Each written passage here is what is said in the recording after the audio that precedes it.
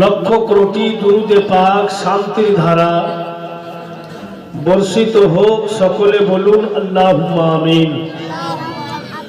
ভাইরা, বাপেরা, মা বোনেরা, আশা করি আপনারা প্রত্যেকেই জানেন বা জ্ঞাত আছেন 5 রাত্রি ব্যাপী আজিমুস শান বজমে রসুল সাজানো হয়েছে। আজকে তার তৃতীয় রজনী। গতকালকে যেখানে সিরাতুল নবী, নবী মুস্তাফা সৌন্দর্য বক্তব্য রেখে গেছিলাম, ইনশাআল্লাহুল আজিজ সেখান থেকে আরম্ভ হবে ইনশাআল্লাহ। ব্রাদার, বক্তব্য শুরু করার পূর্বে আসুন, যেই নবীকে পেয়ে সবকিছু পেলাম, তিনার প্রতি মোহাব্বতের সহিত দুরুদ শরীফের নজরানা পেশ করে দিই। দুরুদ পাক পেশ করার পূর্বে একটি কথা বলি। একখানা কিতাবের নাম মুকাশফাতুল কুলুব। ওই কিতাবের মধ্যে লেখা আছে, আল্লাহর বান্দা বান্দি যখন দুরুদ শরীফের নজরানা পেশ করে, আল্লাহ পাক ওই দুরুদ পাক হইতে রহমতের পানি সৃষ্টি করেন। আল্লাহ পাকের নিকটে এমনই একজন ফেরেশতা, যার জমিনে পা আকাশে মাথা, যার সর্ব শরীরে এত আল্লাহ পাক রূম দান করেছেন যাকে গিনানো যাবে না। ওই রুমওয়ালা ফেরেশতাকে আল্লাহ পাক বলেন, এই রহমতের পানিতে তুমি ডুবকি লাগাও। যেই পানি আমাদের দুরুদ পাক থেকে আল্লাহ পাক তৈরি করলেন, যেমনই রুমওয়ালা ফেরেশতা ওই পানিতে ডুবকি লাগিয়ে উঠল, এক একটা রুমের কোণা থেকে এক বুন্দা, এক ফোঁটা করে জল ঝরলো। আর এক এক ফোঁটা জলে আল্লাহ পাক একটি করে ফেরেশতা তৈরি করেন। আর ওই ফেরেশতাগণকে বলেন যে কিয়ামত পর্যন্ত যাহারা আমার নবীর প্রতি দুরূদ পড়েছে ওদের জন্য বখশাইশের দোয়া করতে থাকো। তো কত লাভবান হই আমরা দুরূদ শরীফ মোহাব্বতে যদি পেশ করি। তাই উচ্চ স্বরে পেশ করুন, যেন আকা মওলা আমাদের দরুদ পাকের আওয়াজ শুনে আমাদের সকলের প্রতি সন্তুষ্ট বা রাজি হয়ে যান। উচ্চ স্বরে পাঠ করুন, আল্লাহুম্মা সাল্লি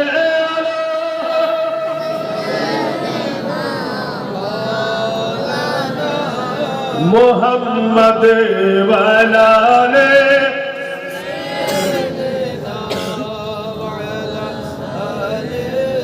सैयदना सल्लल्लाहु ताला अलैहि वसल्लम।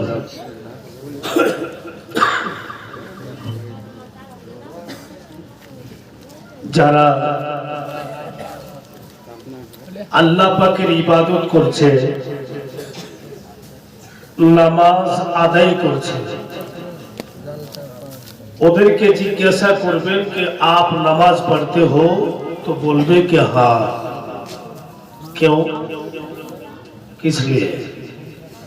जवाब दिबे कि हुक्म खुदाबंदी।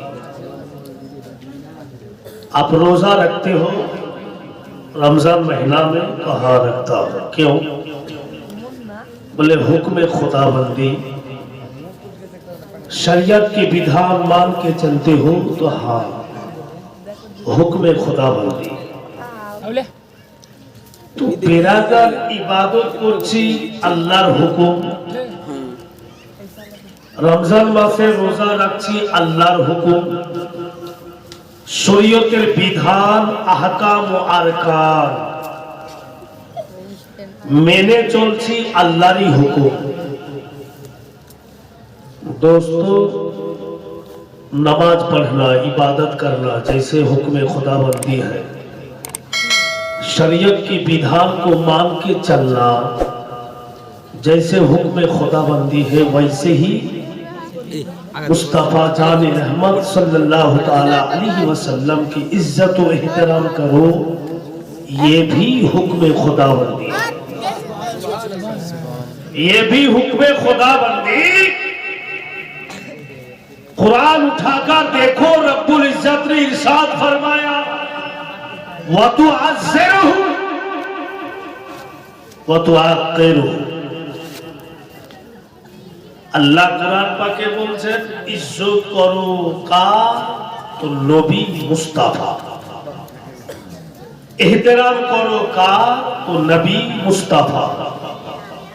আর যার দিলে নবী পাকের ইজ্জত ও ইহতিরাম আছে, নবীর মুহাব্বত জুড়ে আছে, কোথাও কোনো জায়গাতে অসম্মানী হবে না, কোথাও সে ডুবে যাবে না। এর প্রমাণ যিনি বারেলি সরজমিনে আরাম করছেন ইমাম আহমদ রাজা খান, যিনি সুন্নিয়তের জান, आला हजरत अजीमुल बरकत जब हज को जा रहे थे तो पानी जहाज में सवार था। बीचा बीची समंदर में जब जहाज पहुंच गया तो चारों तरफ से तूफान उमड़ कर आ गया। बीचा बीची समुद्रते जहाज गल तो चतुर्दिक থেকে तूफान चले আসছে। तो प्रत्येक हाजी गोलेर चोखे पड़े बोधाई और काबा घरे तवाफ करते पेलाम ना, बोधाई और मदीना तय्यबार जियारत करते पेलाम ना, बोधाई আমরা সমুদ্রের পেটে গার্ক হয়ে যাব, ডুবে যাব। চতুর্দিক থেকে তুফান চলে আসছে, तमाम हाजी गोलेर चोखे पानी। तन्हा रजा उसी जहाज रो नहीं रहा बल्कि मुस्कुरा के कलम पार पड़ रहा। तो सब हाजियों ने पूछा हुजूर आपको डर नहीं लगता?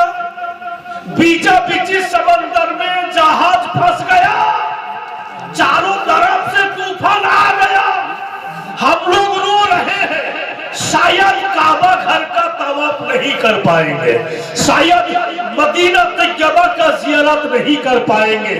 अब मुस्कुराते हुए कुरान तिलावत कर रहे हैं। आला हजरत अजीमुल बरकत इमाम अहमद रजा ने कहा, मेरे सीने में इज्जत रसूल है, मेरे सीने में एहतराम रसूल है, मेरा दिलो दिमाग ख्याल सब मोहब्बत रसूल में डूबा हुआ है। ये तूफान हमें डुबा नहीं सकता, इसलिए कि मोहब्बत रसूल का वो पावर है। जब तक मदीने का जियारत न कर लूं, आला हजरत अहमद रजा डूबने वाला है। উনি যখন বললেন চতুর্দিক থেকে তুফান আসলো, চলে গেল, আর জাহাজ কি সুন্দর পারে লেগে, তো হकीकत যে দিওয়ানে নবী হবে और ইমাম যেটা বলবে সেটা সঠিক হয়ে যাবে। বিরাদরান ইসলাম বন্ধুগণ আমার, তাই নবী পাকের ইজ্জত ও ইহতিরাম রেখে জীবন যাপন করুন, তো সবটাই কার্যকারী হবে ইনশাআল্লাহ।